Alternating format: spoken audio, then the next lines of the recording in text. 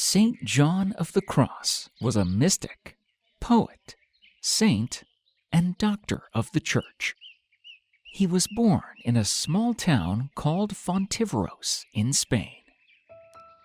John's father, Gonzalo de Yepes, who belonged to a wealthy family of silk merchants in Toledo, had married Catalina Alvarez, a weaver of poor and humble background. Shocked and disturbed by what they considered shameful, a marriage to a girl of low position, the merchant family disinherited Gonzalo.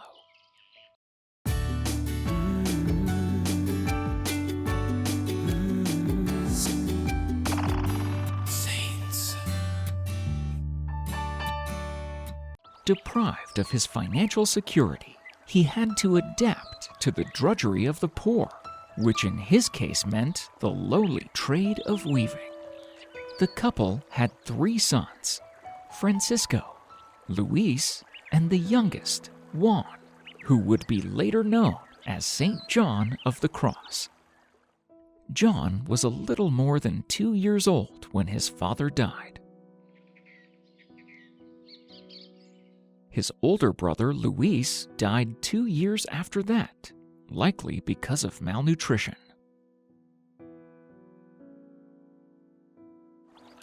Catalina, along with little John, left their home and reached Medina del Campo, the bustling market center of Castile. When she received a job offer in a weaving position, she wasted no time in saying yes.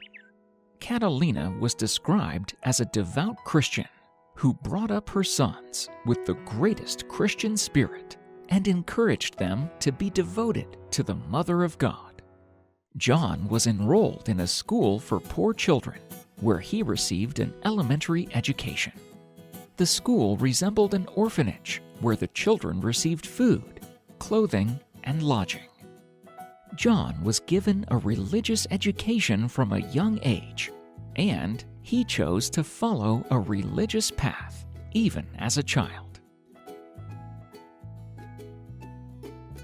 He served as an acolyte at an Augustinian monastery. In his spare time, he worked in a hospital and developed a great love for the poor and the sick. He sometimes felt that he was in the presence of Jesus when he was tending the patients. At age 17, the bright young lad enrolled at the Jesuit school, where lectures in grammar, rhetoric, Latin, and Greek were the rule. These years of hospital work and study, tasks that called for responsibility and diligence, complemented John's early experiences of poverty. In 1563, at age 21, John entered the Carmelite novitiate, recently founded in Medina. John probably took this decision as he was inspired by the contemplative spirit and its devotion to Mary, the Mother of God. That same year, he received the habit of the order and the religious name John of St. Matthias. He completed further studies at Salamanca and in 1567 was ordained to the priesthood. Shortly after ordination, the young friar returned to Medina del Campo, where he met the great Carmelite reformer, Teresa of Avila. They were years apart in age when they first met. Teresa was beginning the foundation of her second Reformed Carmel at the age of 52. And John was a newly ordained priest who had just turned 25. At the time of their first conversation, John was considering leaving the Carmelite order for a more prayerful and secluded life as a Carthusian monk. And Teresa had begun her reform to establish houses closer to the original spirit of Carmel. Having permission to also erect a reformed priory, she needed a male counterpart to begin the foundation. John was attracted by the strict routine followed by Teresa, a routine she hoped to reintroduce to her order, as well as her devotion to prayer and simplicity. Her followers went barefoot and were therefore known as the Discalced Carmelites. On November 28, 1568, Teresa founded a new monastery. The same day, John changed his name again to John of the Cross. Within a couple years, John and his fellow friars relocated to a larger site for their monastery.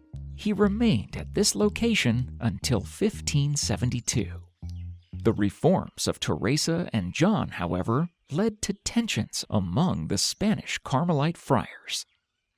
John and Teresa suffered much for the reform of Carmel. Friends, our 500th video is almost here. 500 stories of teaching, praying, and protecting young hearts in Christ. But I need to tell you the truth. This mission is at risk. Every episode costs real money, gear, editing, animation, music, and YouTube paid us almost zero in 2025. You can see the screenshot. We've carried it this far by faith and sacrifice, but we cannot keep going alone. Meanwhile, our children are surrounded by voices that pull them away from faith and truth. If ever there was a time to stand up, it's now. Please help us cross this milestone and keep going. You can donate even $2 today, less than your cup of coffee, and this will keep the channel alive tomorrow. Stand with us right now. Become a monthly supporter on Patreon or make a one-time gift through PayPal. Links are in the description and in the pinned comment below. From my heart, don't wait. Your yes today helps keep Christ at the center of a child's life. John was abducted from his dwelling in Avila by a group who opposed the reforms. He was made a prisoner in a Carmelite monastery in Toledo, at that time the order's most important monastery in Castile. He was kept under brutal conditions and subjected to routine physical torture. He was kept isolated in a tiny stifling cell measuring 10 feet by 6 feet. He was publicly lashed before the community weekly, fed a very poor diet, and not even given a change of clothes. His physical health suffered greatly. He kept himself open to God's action, for no prison could separate him from God's all-embracing love. During this time, he had many beautiful experiences and encounters with God in prayer. When the time ordained by God came, he escaped and made his way to a monastery of Reformed Carmelite nuns in Toledo. They barely recognized him, for they found him emaciated, confused, and looking barely alive. St. John's experience in imprisonment brought with it a purification of the purest quality. It produced the most beautiful poetry Spain ever had, the spiritual canticle. After escaping, John spent 8 months recuperating and writing Ascent of Mount Carmel, the prose commentaries on his poetry that explained the mystic way. In 1579, he became the rector of a new college, the Colegio de San Basilio, to support the studies of Discalced friars in Andalusia. Continuing the reform even after Teresa's death, he established a monastery of Discalced nuns in Malaga in 1585. The same year, he was elected provincial vicar of Andalusia. During the last few years of his life, John traveled and established new houses across Spain. The work of St. John consists of poetry and the mystical commentaries that he wrote on some of his poems. Best known are the Spiritual Canticle, the Living Flame of Love, the Dark Night of the Soul, and Ascent of Mount Carmel. The last 2 works comment on the same poem. When he became ill, he chose to go to the city of Ubeda, where no one knew him. He died in Ubeda on December 14, 1591. Even though John died long ago in 1591, his spiritual writings and poetry are still read today by people who want to grow in their relationship with the Lord. One of John's most famous sayings is, In the evening of life, we will be judged on love alone. He was canonized in 1726 and was declared a doctor of the Church in 1926. O blessed Jesus, grant me stillness of soul in Thee. Let Thy mighty calmness reign in me. Rule me, O Thou King of gentleness, King of peace. Give me control over my words, thoughts, and actions, from all irritability, want of meekness, want of gentleness. O dear Lord, deliver me.